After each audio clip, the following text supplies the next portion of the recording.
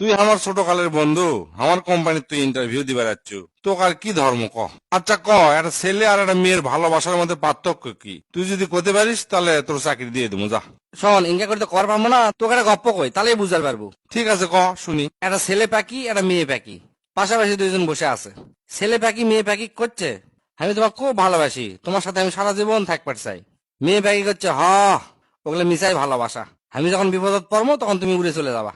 এই কথা শুনে ছেলে পাখির সাথে সাথে আর দুই ডানা ভেঙে দেয়, দিয়ে কয়, দেখো তোমার জন্য ডানা ভাঙছি, আর কুটিও যাবো না, তোমার কাছে থাকবো।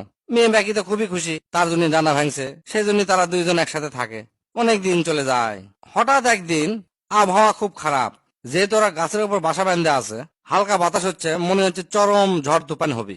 ঠিক সেই সময় ছেলে পাখি করছে, তুমি তো উড়বার পারো, তুমি কোন জায়গায় চলে যাও, আমি এটি থাকি, দেখি কি হয়। এই কথাটা কোয়ার সাথে সাথে ওই মেয়ে পাখিটা উড়ে চলে যায়, কিন্তু ওই ঝড় তুফান আর আসে না।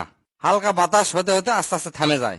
মেয়ে পাখিটা ঘুরে আসে, আসে দেখে ওই ছেলে পাখিটা মারা গেছে। পাশে একটা শুকনা পাতা, সেই পাতা পাখিকে ভাষায় ছেলে পাখি লেগে গেছে, তুমি উড়ে যাওয়ার সময় যদি একবার বলতে, তোমার তো ডানা নাই, তুমি কি করবে, তাহলে হয়তো চরম ঝড় তুফানেও আমি বেঁচে থাকতাম।